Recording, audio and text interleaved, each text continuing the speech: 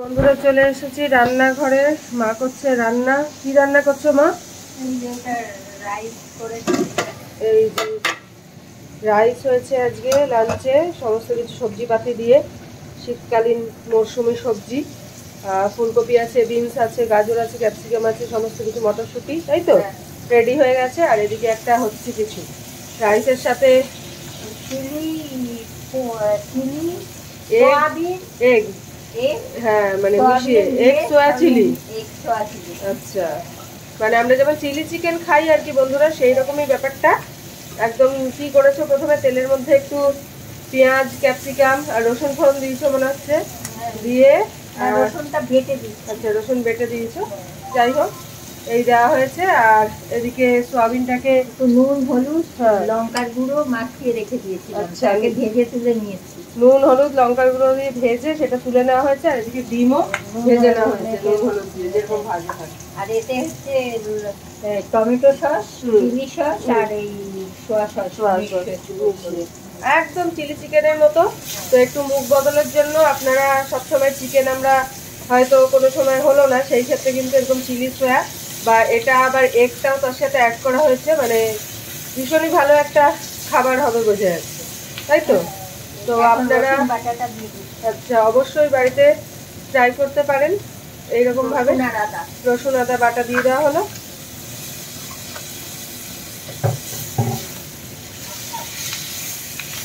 সুন্দর একটা গন্ধ ছেড়েছে।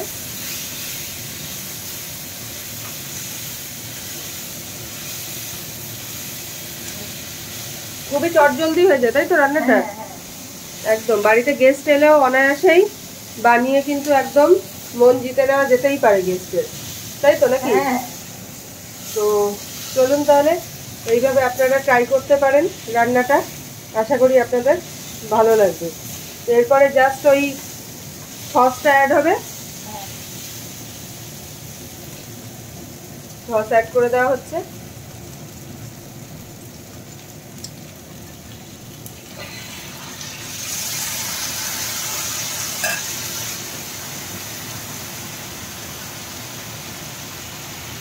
কর্নফ্লাওয়ার কি দেওয়া হবে গ্রেভির জন্য? এটা অপশনাল, কেউ চাইলে দিতেও পারে আর কেউ না চাইলে নাও দিতে পারে, না থাকলে না দিতেই পারে, খারাপ লাগে না এরকম ভাবে খেতে। এর আগে অলরেডি একবার খাওয়া হয়েছে, তাই আজকে আপনাদের সঙ্গে ভাগ করে নিচ্ছি রেসিপিটা। দিয়ে দেওয়া হলো ডিম।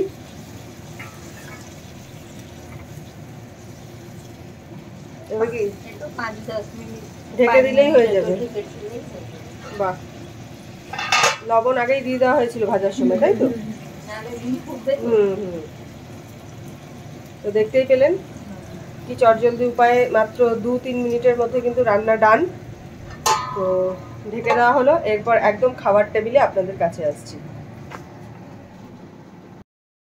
উপস্থিত হয়ে গেছি খাবার টেবিলে নিয়ে, একদম আজকের ফ্রাইড রাইস আর সোয়া চিলি এগ দেখতেই পাচ্ছেন, ভীষণ সুন্দর গন্ধ বেরিয়েছে আর খিদেটাও একদম ম করছে চারদিকে। তো চলুন খাওয়া দাওয়া স্টার্ট করে ফেলি। ভীষণ সুন্দর রেসিপিটা, এর আগেও একবার খেয়েছি আর আজকেও এটার গন্ধ দেখেই বোঝা যাচ্ছে দারুণ হয়েছে, দারুণ দারুণ খেতে হয়েছে। এই যে দেখতেই পাচ্ছেন যে কর্তামশাই একদম মনোযোগ সহকারে খেতে শুরু করে দিয়েছে। সে খাওয়ার সময় আর কি অন্য কোনো দিকে মন দেয় না। তো যাই হোক, খাওয়া দাওয়াটা কমপ্লিট করি। খুব ভালো হয়েছে খেতে আজকের, আপনারাও বাড়িতে বানিয়ে দেখতেই পারেন যে কেমন হয়। তো দেখা হবে নতুন একটি ব্লগে, ততক্ষণের জন্য ভালো থাকবেন, সুস্থ থাকবেন, টাটা।